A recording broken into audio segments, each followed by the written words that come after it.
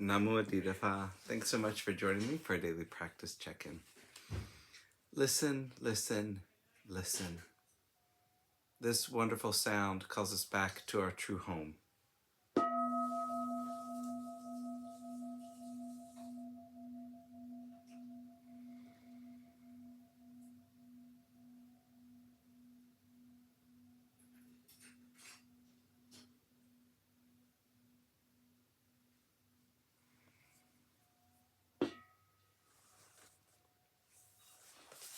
The second mindfulness training.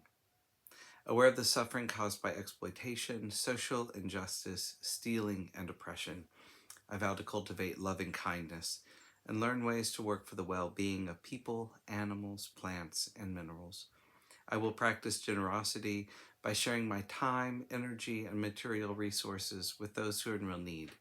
I'm determined not to steal and not to possess anything that should belong to others. I will respect the property of others, but I will prevent others from profiting from human suffering or the suffering of other species on earth.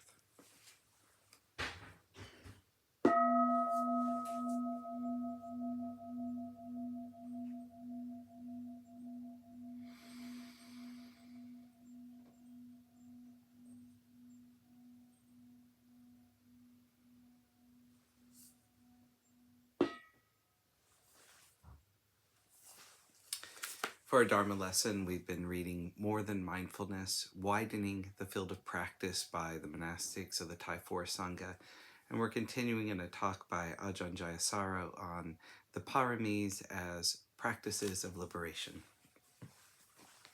Next is Sakha. Sakha means truthfulness. We don't just have to refrain from lying, we need to cultivate a love of truth. An indication of its importance can be found in the Jatakas. The Bodhisattva, over all his lifetimes of accumulating paramis before his final birth as Prince Siddhartha, is seen in one life or another to fail in all of the paramis. The one parami that he never betrayed, never fell away from, was Sakha parami, truthfulness. People often say that truthfulness is obviously a good thing, but surely there's nothing wrong with an occasional white lie. But that is the point. That's why keeping precepts is a Dhamma practice in itself. Thinking you have a choice between telling the truth and hurting someone's feelings on one side and telling a lie out of concern for their feelings on the other is a false dilemma. The challenge is, how can I avoid hurting that person's feelings without telling a lie? You have to use your intelligence. Practicing the parami of truthfulness, you are freeing yourself. You're liberating yourself from falsity. Someone who respects the truth and never compromises on it is someone whose word is given great respect and has real weight. I first met Ajahn Sumedho and his Sangha in London in 1978.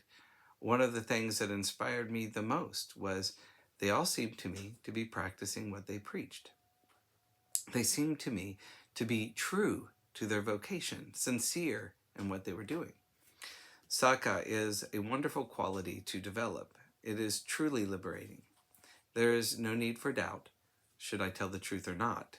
Because once you allow the possibility of telling white lies, that you may under certain circumstances say something untrue if there's a good reason, you open a can of worms.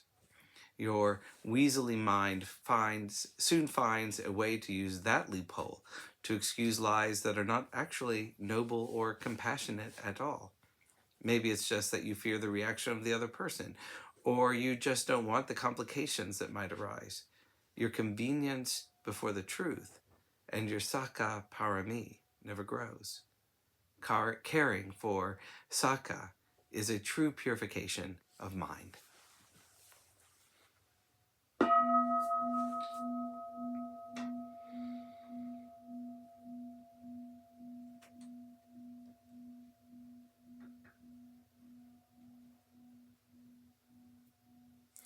May all beings be well. May all beings be happy.